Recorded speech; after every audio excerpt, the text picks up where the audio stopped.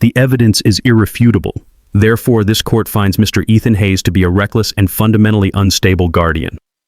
The judge's words cut through the sterile silence of the Los Angeles County courtroom, each one a hammer blow against the foundation of my world.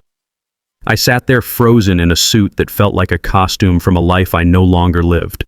3 months ago, it had been tailored to fit a successful man. Now it hung loosely on the frame of a ghost. Across the room, my wife Chloe sat with a posture so perfect, so rigid, it seemed carved from marble. She didn't look at me. She hadn't looked at me for the entire proceeding. Her gaze was fixed on the judge, her expression a carefully constructed mask of sorrowful duty. But I knew better. I had spent 12 years memorizing every line and curve of her face. I knew the subtle tightening at the corners of her mouth was not sadness, but satisfaction. The opposing lawyer, a man with slicked back hair and a predatory smile, gestured toward a stack of papers on his table. As you can see, Your Honor, the casino statements from Las Vegas, the personal loan agreements to cover his gambling debts, they paint a clear picture of a man spiraling out of control.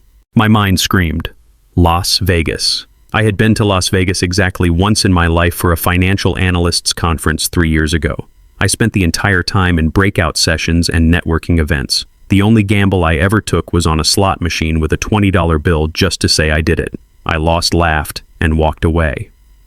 These statements, these documents with my forged signature, they were works of fiction.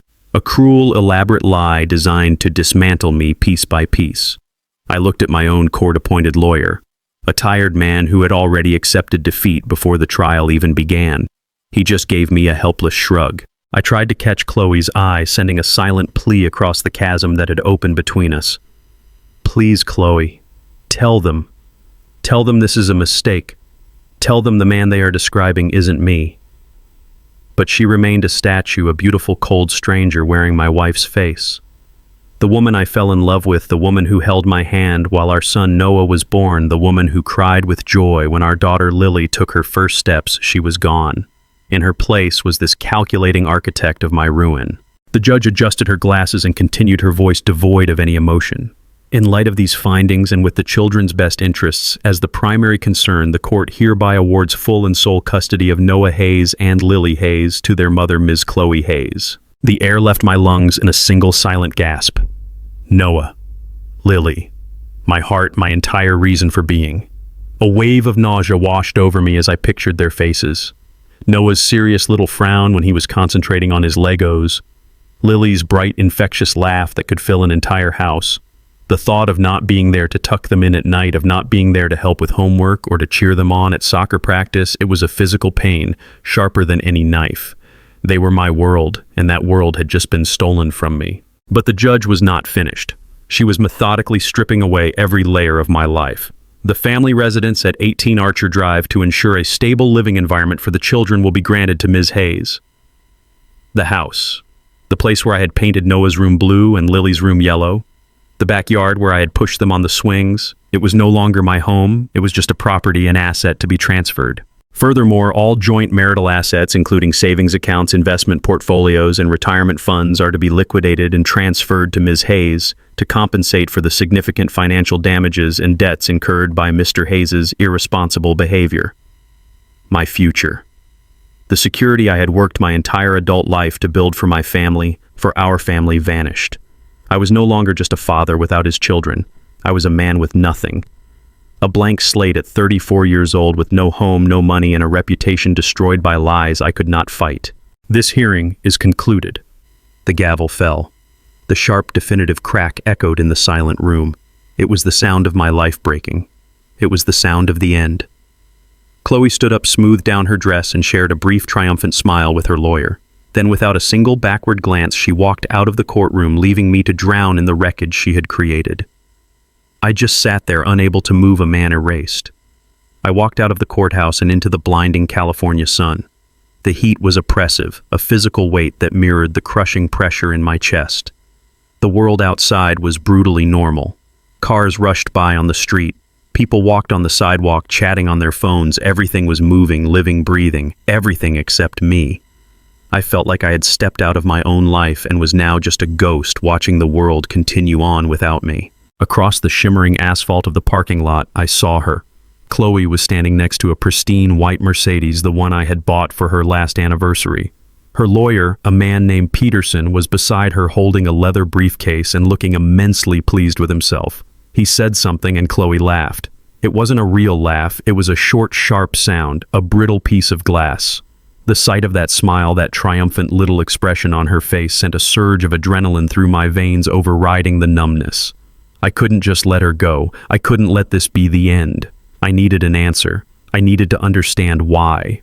I started walking toward them, my steps feeling heavy and disconnected, like I was moving through deep water. As I got closer, Peterson saw me. His smile vanished, replaced by a look of professional annoyance. He stepped forward, positioning himself between me and Chloe like a bodyguard. "My client has nothing further to say to you, Mr. Hayes. I suggest you leave." "I'm not talking to you," I said, my voice hoarse. My eyes were locked on Chloe. She watched me approach, her expression unreadable, her arms crossed over her chest. It was a defensive posture, but her eyes held no fear. They held nothing at all. "Chloe," I said, my voice cracking, "please, just tell me why. You know those documents were lies. You know none of that was real. Why would you do this to us?" For a long moment, she just stared at me. Then she gave a slight nod to her lawyer. Peterson stepped back, giving us space, but remaining close enough to intervene. Chloe took a step forward, the sound of her heels on the pavement, sharp and clear. "Why Ethan?" she asked, her voice as cold and sterile as the courtroom we had just left. "You really want to know why?" "Yes," I pleaded. "I deserve to know." "You want to know why?" she repeated, a cruel little smile playing on her lips. "Because you are a disappointment. It's that simple. I spent years waiting for you to become something more, to want something more. But you never did. You were happy. You were content. You were satisfied with your safe little job, your predictable life, your spreadsheets and risk assessments." She said the words like they were filth. "I gave you a good life," I stammered, confused. "I gave our kids everything they needed. You gave us a cage." She snapped, her voice rising for the first time. "A comfortable, boring, golden cage. Do you have any idea what it felt like to go to dinner with my friends and hear about their husbands closing huge deals, launching startups, taking risks? And what could I talk about? My husband had found a new way to optimize a financial projection model. You were weak, Ethan. You lacked ambition. You were so afraid of risk that you forgot how to live. And I will not let you pass that weakness on to my children." The cruelty of her words stunned me into silence. This wasn't the woman I knew. This was a stranger, someone who had been living behind my wife's eyes, judging me, resenting me, hating me. The love I thought we had was just a performance. I realized then that the why didn't matter anymore. There was only one thing left that did. "The kids," I said, my voice barely a whisper. "Where are they, Chloe? I just want to see them. Let me say goodbye." A flicker of something that might have been pity crossed her face, but it was gone as quickly as it came. She stepped closer, so close that I could smell the expensive perfume I had bought for her birthday. She leaned in, and her voice dropped to a venomous whisper meant only for me. "You will never see Noah and Lily again."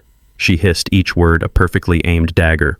"I'm finalizing the move to Seattle next month. We're starting over. A new life, a better life. And you're a ghost, Ethan. You've been erased. You don't have the money to hire a lawyer, and you don't have the will to fight me. It's over. You lost." She pulled back, a final, chillingly serene look on her face. She turned, got into the Mercedes without a moment's hesitation, and started the engine. I just stood there, paralyzed by her words as she drove away. I watched the white car get smaller and smaller until it disappeared into the relentless flow of traffic, taking my entire world with it. And then I was alone, standing in the scorching heat of the parking lot, a broken man with nothing left but the echo of a whisper. The Honda Accord was a tiny metal capsule of grief hurtling across America. For 2 days I'd been driving east, leaving California and the smoldering ruins of my life, farther and farther behind me. The landscape had flattened out into the vast, unforgiving plains of Nebraska, an endless expanse of brown earth and pale sky that did little to soothe the chaos in my mind. The straight, featureless highway felt like a path to nowhere. I was just a man in a car running from a life that had already been taken from me. I hadn't slept more than a few hours at a time, pulling over at cheap motels when exhaustion became a physical danger. But sleep offered no escape. My dreams were haunted by the cold, empty look in Chloe's eyes and the sharp final sound of the judge's gavel. I would wake up with my heart pounding, the sense of loss so profound it felt like I was suffocating. During the long hours on the road, I tried to make plans. I would get to my mother's house in Ohio. I would fix it up. I would sell it. I would get a job, save every penny, and hire the best lawyer I could find. It was a flimsy plan, a raft made of twigs in the middle of an ocean, but it was the only thing I had to hold on to. The silence in the car was my enemy. It gave too much space for the voices in my head to grow louder. Chloe's parting words echoed relentlessly. "You will never see them again." I gripped the steering wheel, my knuckles white. She couldn't do that. She wouldn't. The courts would never allow a mother to completely sever a father's connection to his children. Would they? The uncertainty was a poison seeping into every thought. My phone had been silent for 48 hours. I had called and texted, but there was no response. Each unanswered call felt like a door slamming shut in my face. I knew I should stop, that it was probably making things worse, but the thought of my kids thinking I had abandoned them was unbearable. I had to let them know I was still here. I was still their dad. I was somewhere in the middle of nowhere, surrounded by nothing but cornfields, when my phone suddenly buzzed on the passenger seat. The screen lit up. My heart stopped. It was a video call. The name on the screen read Lily Bear. For a second, I couldn't move. It felt like a dream. I fumbled for the phone, my hand shaking so badly I almost dropped it. I jammed my finger on the green answer icon and pulled the car over to the gravel shoulder, the tires crunching to a halt. I took a deep, shuddering breath, trying to compose myself, trying to sound like the father my daughter remembered, not the broken man I had become. Her face filled the screen. My sweet Lily, all of 6 years old, with her big, curious brown eyes and a little smudge of what looked like chocolate on her cheek. She was in her bedroom, her favorite stuffed giraffe tucked under her arm. Just seeing her so real and so impossibly far away felt like a miracle. "Hey, Lily Bear," I said, my voice thick with emotion. "Daddy?" She said, her voice small and uncertain. "Where are you?" "I'm on a little trip, sweetie," I said, forcing a smile. "I'm driving. See?" I turned the phone slightly to show her the empty road behind me. "But I'm so happy to see your face. Are you okay? Is Noah okay?" "I miss you," she whispered, and those 3 words shattered my heart into a million pieces. "Mommy says we're going to move soon, to a new house with lots of big trees. I don't want to go, Daddy. I want to stay in our house, with you." Tears welled up in my eyes, and I quickly blinked them away. I couldn't let her see me cry. I had to be strong for her. "I know, baby, I know. And I miss you more than all the stars in the sky. Listen to me. Everything is going to be okay. I promise. Daddy's going to fix everything." It was a lie, and we both knew it, but it was the only thing I could say. Suddenly, a shadow moved behind her. Chloe leaned into the frame, a bright artificial smile plastered on her face. "Well, look who it is," she said, her tone sickeningly sweet. "Lily, honey, you're not supposed to be calling your father without asking me first." "Chloe," I said, my voice dropping, turning hard, "don't do this." "Do what Ethan?" she asked, feigning innocence as she smoothed Lily's hair. "I'm not a monster. Of course she can talk to her father." She looked down at our daughter, her smile never wavering. "Tell Daddy you love him, sweetie, and then tell him how excited you are to move to our new home in Seattle. Tell him you want to be with Mommy." I watched in horror as my daughter's face crumpled in confusion. She looked up at her mother, then back at the phone, her little brow furrowed. She was being coached, manipulated, turned into a pawn in Chloe's cruel game.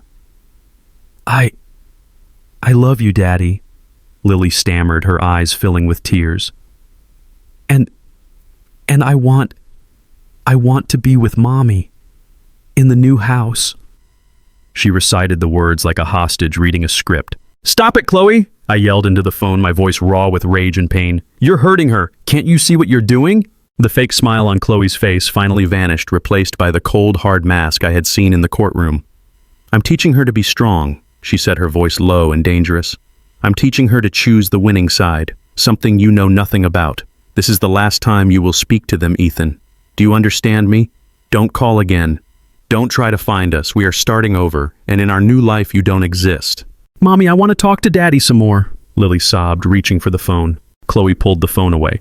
"That's enough, Lily," she said sternly. "Say goodbye." "Chloe, no, please," I begged, but it was too late. The screen went black. The call was over. I stared at the blank screen for a long, silent moment. Then a guttural roar of pure agony ripped from my throat. I slammed my fist against the dashboard again and again, not even feeling the pain. The rage was a white-hot fire burning away the grief and leaving something harder and colder in its place. This wasn't just a breakup. This wasn't just a divorce. This was a war, and Chloe had just made it clear she would use our own children as weapons. I looked out at the endless, empty road ahead of me. I had to get to Ohio. I had to get that money. I was no longer just fighting for my future. I was fighting for my kids, and I was running out of time. After another full day of numb, relentless driving, I finally crossed the state line into Ohio. The familiar green signs and the gentle rolling hills did little to comfort me. It felt less like a homecoming and more like a retreat to the last standing fortress after a devastating war. Late in the afternoon, I navigated the familiar streets of Dayton, my old Honda Accord feeling like a time machine taking me back to a life I barely recognized as my own. I turned onto Elm Street, a quiet tree-lined lane where the houses were modest and the lawns were neatly kept. And there it was at the end of the block, my mother's house. A simple two-story home with white paint that had begun to peel around the edges of the windows, the place where I had grown up, where every corner held a memory. I pulled the car over to the curb and killed the engine. The silence that followed was heavy, filled with the ghosts of laughter and conversations from long ago. For a moment, I just sat there looking at the house. It was supposed to be a sanctuary, the one place on earth where I could feel safe. But as I watched it, a strange, unsettling feeling began to creep up my spine. I glanced in my rearview mirror out of habit. And that's when I saw it. About 100 yards down the street, parked on the opposite side, was a black sedan. It was nondescript except for two things. Its windows were tinted so dark they looked like polished obsidian, and it had no license plates. A jolt of unease shot through me.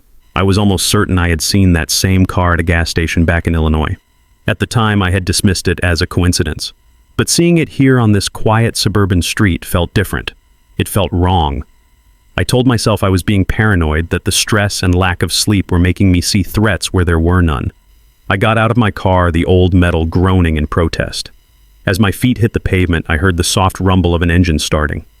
I looked up just in time to see the black sedan pull away from the curb, its movement smooth and silent. It drove past me without speeding, turned the corner at the end of the street, and disappeared.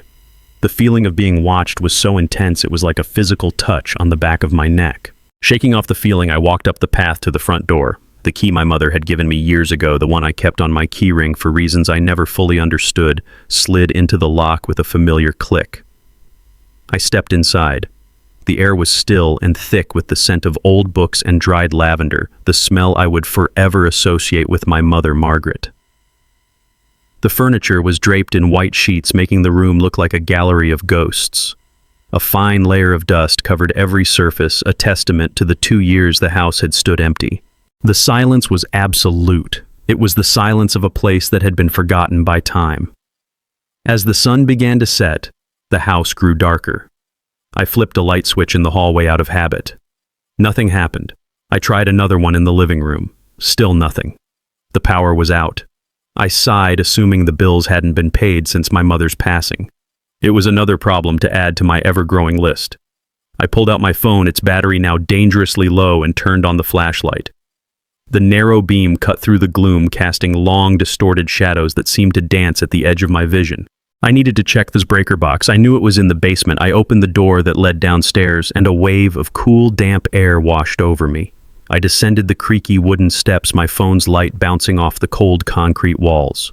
The basement was exactly as I remembered it, a cluttered maze of old furniture, forgotten toys, and cardboard boxes filled with my mother's meticulously organized records. She had never thrown anything away. I found the old metal breaker box in the far corner behind a stack of old newspapers. I pulled the metal door open, expecting to see a tripped breaker. But all the switches were in the on position. That didn't make sense. I leaned in closer, shining the light on the thick bundle of wires that fed into the top of the box. And then I saw it. My blood ran cold. The main power lines hadn't just come loose. They hadn't frayed with age. They had been cut. The copper ends were clean and sharp, the work of a pair of heavy-duty wire cutters. This wasn't an accident. It was deliberate.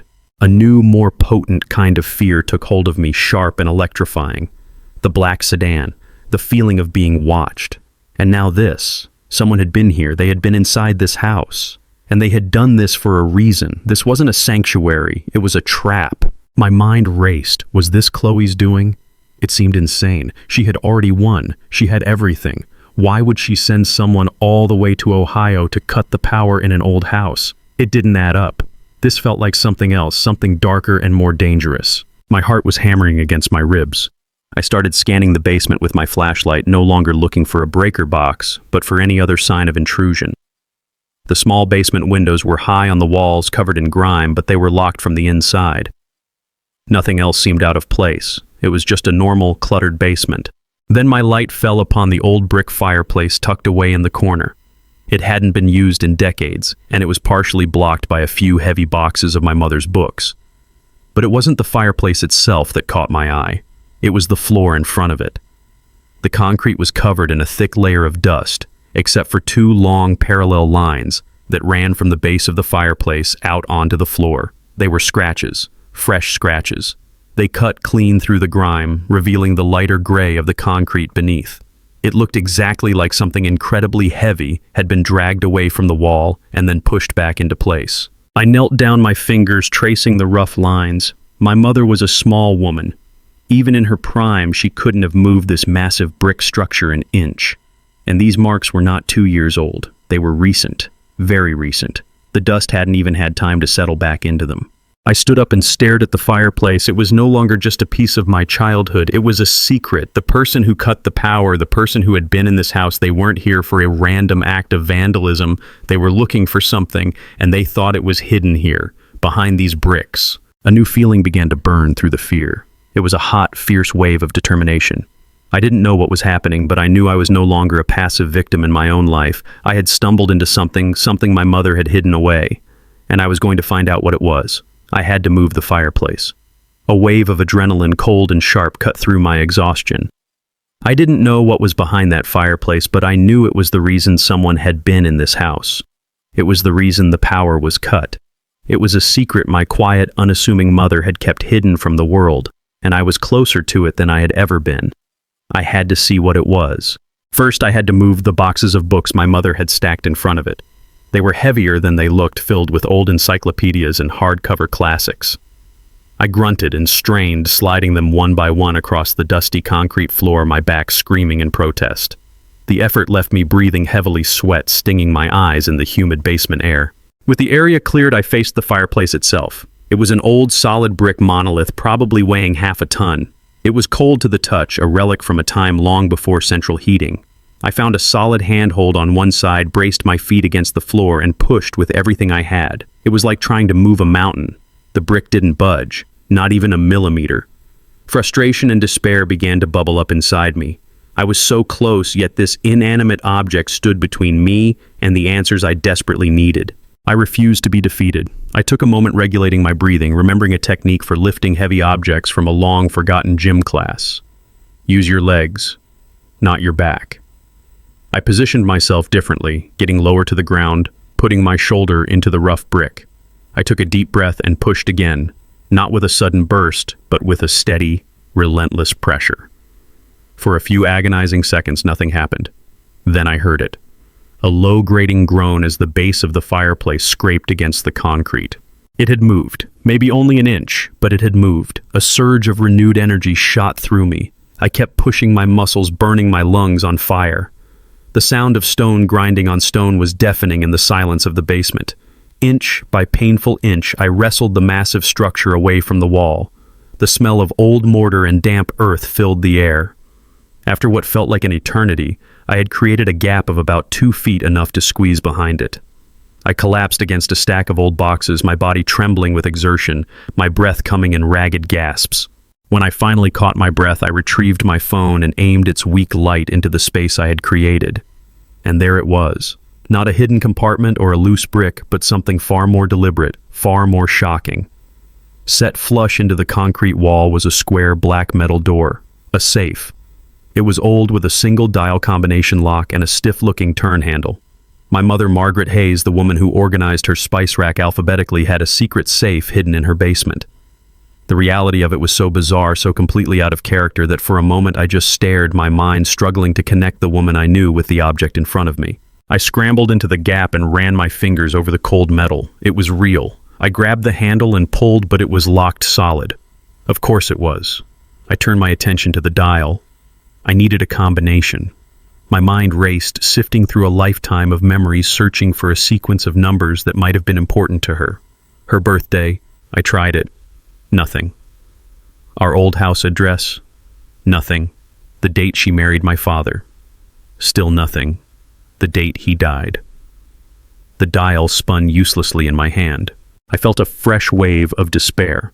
To come this far only to be stopped by a lock felt like the universe was playing a cruel joke on me. I was about to give up, to accept that I would have to call a locksmith in the morning and risk exposing whatever this was, when a strange, specific memory surfaced. It was one of those quirky little things a parent does that you never really think about until they're gone. Every year on my birthday, August 24th, my mother would call me. She wouldn't call in the morning to be the first to wish me well, and she wouldn't call at night after work. She always, without fail, called me at exactly 4:18 in the afternoon. When I was a kid, I asked her why. She had smiled and said, "Because that's the exact minute you came into the world. It's our special moment." My heart began to pound. It was a long shot, a crazy idea born of desperation, but it was the only thing I had left. My hands, slick with sweat, felt clumsy on the dial. I tried to remember how these old locks worked.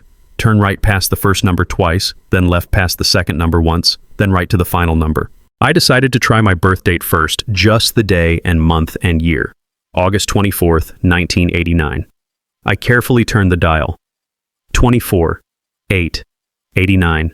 I held my breath and tried the handle. It didn't move. My hope faltered. It was a stupid idea. But then I remembered the second part of her tradition. The time. 4:18. This had to be it. It was so specific, so personal. It was exactly the kind of secret code my mother would have created. I started again, my focus absolute. I would enter it as a sequence. August, the 8th month, 24th, the day, 16:18. The time in a 24-hour format, the way she, a meticulous record keeper, would have written it. I spun the dial, the tiny clicks sounding like gunshots in the silent basement. Right past 8 twice, stopping perfectly on the number. Left past 24 once, the marker lining up exactly. Right slowly, carefully to 16. Then finally right again to 18. My hand was trembling as I reached for the handle. I hesitated for a fraction of a second, a silent prayer on my lips. I turned it. I turned. There was a loud metallic clunk that echoed through the small space. The resistance was gone. The door was unlocked. For a moment I could only stare at it, a mixture of disbelief and terror churning in my stomach. The secret was just behind this door. With a deep breath, I pulled the heavy metal door open. It swung outwards with a low groan, revealing a dark, cavernous space within the wall. I raised my phone, its fading light acting as my guide, and shined the beam into the darkness. I was not prepared for what I saw. I was not prepared for anything at all. The beam from my phone's flashlight, weak and trembling in my unsteady hand, cut a swath through the darkness of the safe's interior. It was a space no larger than a small suitcase, but it contained an entire universe of secrets. My first impression was of order, a meticulous neatness that was so characteristic of my mother. But the contents themselves were a chaotic assault on everything I thought I knew about her. On the top shelf, arranged in perfect dense bricks, was cash. Stacks and stacks of it, all $100 bills bound by old rubber bands that looked ready to crumble into dust. I reached in with a sense of dreamlike detachment and pulled out the first stack. It felt heavier than I expected, solid with the weight of 1,000 untold stories. I pulled out another, then another, placing them on the concrete floor beside me. They made a soft, rustling sound, the only sound in the dead quiet of the basement. I counted 10 stacks in the first row alone. I didn't dare to count it all, but a quick mental calculation told me I was looking at a sum well into the six figures, maybe close to $1 million. A wave of vertigo washed over me. This was life-changing money. This was hire the best lawyer in the country money. This was disappear and start a new life money. And it had been sitting here silent and waiting while my mother lived a life of quiet frugality, saving coupons and mending clothes until they were threadbare. The sheer contradiction was staggering. This wasn't a rainy day fund. This was a war chest. My eyes moved to the shelf below. There was a thick, worn manila folder. My fingers felt numb as I opened it. The first thing I saw was a passport. The photo was undeniably my mother, but younger, her face less lined with worry. The name, however, was Helen Gable. Beneath it was a complete set of matching identification, a driver's license from a state we'd never lived in, a social security card, even a birth certificate that looked impossibly authentic. I dug deeper into the folder. There was another set, this one for a Susan Shaw, and another for a Catherine Price. My mother hadn't just had a secret. She had lived multiple secret lives. A terrifying thought began to form in my mind. If Margaret Hayes was just a name in a folder, then who was I? Was Ethan Hayes even my real name? The foundation of my identity, the very name I called myself, felt like it was fracturing, turning to sand beneath my feet. My gaze drifted to the bottom of the safe where the darkest secrets lay. There, nestled on a piece of old velvet cloth, was a small black semi-automatic handgun. It was compact, functional, and looked deadly. Its cold metallic finish seemed to suck the very light out of the room. Beside it sat a full box of ammunition. My mind simply refused to process the image. My mother, Margaret, the woman whose gentlest hobby was pressing flowers in old books. The woman who cried when she accidentally ran over a squirrel, had owned a gun. It was a violation of every memory I had of her. This wasn't a weapon for a quiet librarian. This was a weapon for someone who lived in fear, someone who was prepared to kill to protect herself. Next to the gun was the final object, a single unassuming key on a small plastic tag. The tag was faded, but I could still make out the words Fifth Third National Bank, Downtown Branch Safe Deposit Box 317. Another secret, another locked door. This key was a loose thread, and I had the terrifying feeling that if I pulled on it, my entire world would unravel. And then I saw the envelope. It was thick and yellowed with age, tucked almost out of sight at the very back of the safe. On its face, written in my mother's familiar elegant cursive, was the one word that made my heart stop. Ethan. My breath hitched. This was for me. All of this, the money, the identities, the weapon, it all led to this. This was the explanation. With a hand that shook so badly I could barely control it, I picked up the envelope. I broke the wax seal, the small, cracking sound echoing loudly in the basement. I pulled out a thick sheaf of papers several pages long, filled with that same steady, careful handwriting. I sat down on the cold, damp floor, leaned my back against the concrete wall, and began to read the letter that would detonate my past and redefine my future. My dearest Ethan. It started, and the familiar greeting felt like a kindness from a world away. If you are reading this, it means that the one thing I have feared for 35 years has finally happened. They have found you, and it means that I am no longer there to protect you. I had to stop my vision blurring. The words were a premonition, a ghost reaching out from the past with a warning that had come too late. I forced myself to continue. I am so sorry, my son. I am sorry for the lies. But you must believe me. Everything I did it to keep you safe. Your name is not Ethan Hayes. Your name is Leo Rossi. I read the sentence again, and then a third time. Leo Rossi. The name was alien, a string of sounds with no meaning, no connection to me. Yet my mother's letter insisted it was mine. It felt as though the floor had dropped out from under me. I wasn't who I thought I was. My entire life, every report card, every driver's license, every time I had introduced myself, it had all been based on a lie. My real name is Lena Rossi, the letter went on. And your father, Marco Rossi, did not die in a construction accident. He was a brilliant accountant, an honest man who discovered that his most powerful clients, the Falcone crime family, were using their businesses to launder millions. Your father decided to do the right thing. He went to the FBI. His testimony was going to be the key to dismantling their entire operation. My father, the man I only knew from a few faded photographs.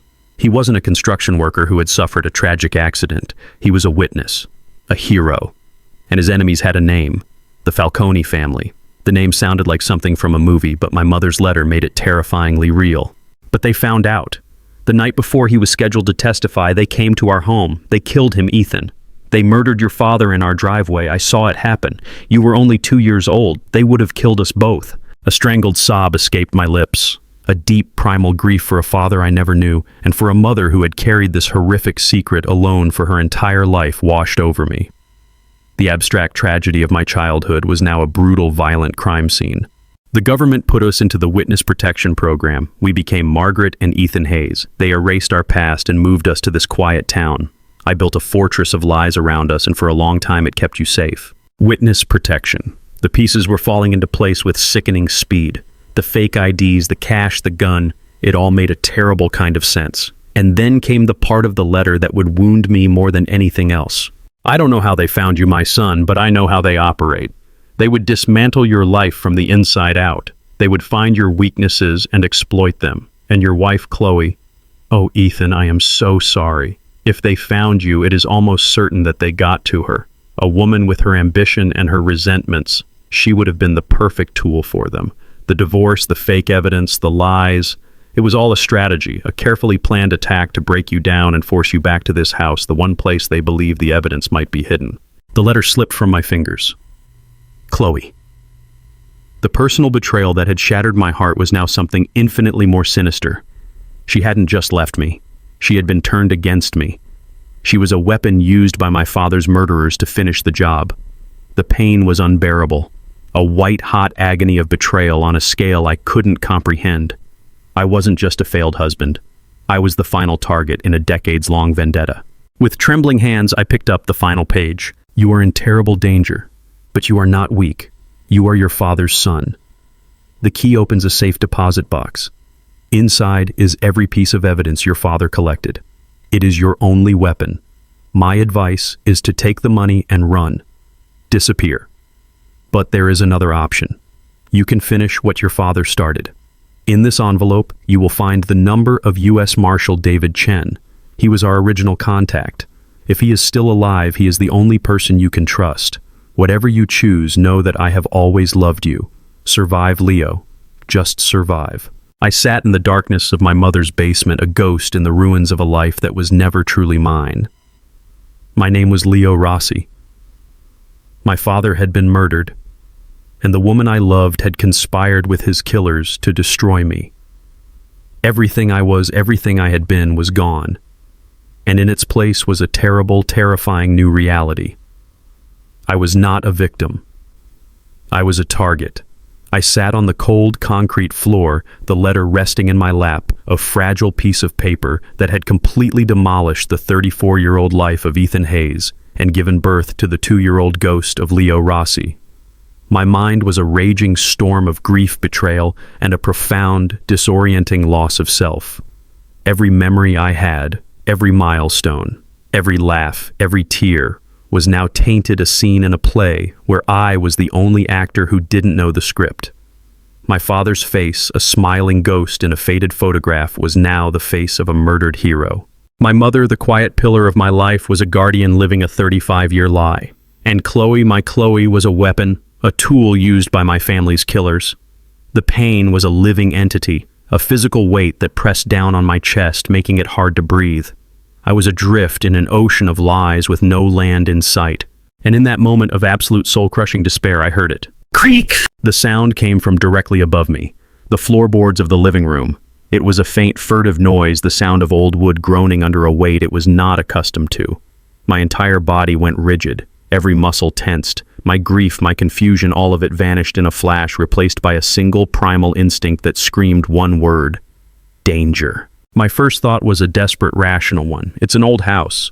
Old houses make noises. The wood settles, the temperature changes. It's nothing. It's just the wind. But there was no wind in the sealed basement. And this sound wasn't the ambient groan of an old structure. It was specific. It was the sound of a footstep. A careful, deliberate footstep from someone trying not to be heard. They were here. The people from the black sedan, the people who had cut the power. They hadn't left. They had been waiting, lurking in the shadows, letting me do the hard work for them. They had let me find the safe, and now they were coming to collect. A switch flipped inside my head. The part of me that was Ethan Hayes, the financial analyst who weighed risk and sought stability, died right there on that dusty floor. In his place, something else rose up. It was cold, it was clear, and it was terrified. But it was also fiercely, brutally alive. It was the survival instinct of Leo Rossi, the son of a man who had been hunted and killed. The letter hadn't just been a revelation, it had been an awakening. My mother's final gift was not the money or the evidence. It was this sudden, terrifying clarity. Survive, Leo. Just survive. Without a second thought, my thumb swiped across the screen of my phone and the flashlight blinked out. The basement was plunged into an absolute disorienting darkness. It was a blackness so complete it felt solid pressing in on my eyes. I had been in the small pool of light for so long that my vision was useless, but theirs would be too if they came down here. The darkness was my only ally. I stayed perfectly still, straining my ears, every nerve ending tingling with a heightened awareness I had never felt before. My hand moved not with the trembling uncertainty of before, but with a new, grim purpose. It swept across the floor, my fingers brushing past the stacks of money until they found the cold, hard steel of the handgun. I wrapped my hand around the grip. It felt alien and yet perfectly, horribly natural. My other hand found the box of ammunition. I didn't know if the gun was loaded. I couldn't afford to guess. My movements were clumsy in the dark, my fingers fumbling with the small metal box. I managed to get it open, my thumb sliding a single brass cartridge from the tray. I found the magazine release, slid the magazine out of the grip, and felt that it was already heavy, already full. But I pushed the extra round in anyway, making sure. I slammed the magazine back into the gun, the click echoing in the profound silence. Then I gripped the slide, my muscles tense, and pulled it back, chambering around. The sound, a sharp metallic schlick-schlack, was the most definitive, most terrifying sound I had ever heard. It was the sound of a line being crossed, a point of no return. I was no longer a victim. I was armed. Then I heard another sound from above, a soft shuffle. The sound of someone moving slowly, methodically across the living room floor. A hunter stalking its prey. They were being quiet, but the old house betrayed their every move. I knew the layout of that room by heart. I could picture them in my mind, moving past the sheet-covered sofa, heading for the basement door. I had to move. The spot where I was near the open safe was the first place they would look. I began to crawl backwards away from the faint outline of the stairs, my body low to the ground. My free hand swept the floor in front of me, clearing a path, making sure I wouldn't knock over an old paint can or a stack of forgotten boxes. I moved toward the far corner of the basement, the one shrouded in the deepest shadow behind the hulking, silent form of the old furnace I had moved. The concrete was cold and rough against my skin. I finally pressed my back against the wall, the dampness seeping through my shirt. I was hidden, tucked away in the darkest part of the darkness. I raised the gun. My hands were shaking, not from fear anymore, but from a torrent of adrenaline that made my vision swim, and my heart feel like it was going to explode out of my chest. I held the weapon with both hands, just like I'd seen in movies, trying to steady my aim toward the top of the stairs, a rectangle of slightly less impenetrable black against the total blackness of the basement. I slowed my breathing, trying to silence the frantic drumming in my ears. In, out. In, out. The only thing that existed in the universe was me, this gun, and the unseen threat that was now just feet away. The silence stretched on, thick and suffocating. Every second felt like a lifetime. I imagined them at the top of the stairs listening, just as I was. Were there 2 of them? 3. Were they armed with more than just wire cutters? My mind, the mind of a risk analyst, was calculating odds, and none of them were good. But the fear was secondary now to a cold, hard resolve. They had taken my life. They had taken my children. They would not take me without a fight. This basement would not be my grave. Then the silence was broken. A low, agonizing groan of wood, the unmistakable sound of the basement door being opened. A sliver of faint ambient moonlight from the living room windows cut through the darkness at the top of the stairs, barely illuminating anything. I held my breath. And then I heard it. The single deliberate sound my entire being had been waiting for. The creak of a heavy foot stepping onto the first wooden stair.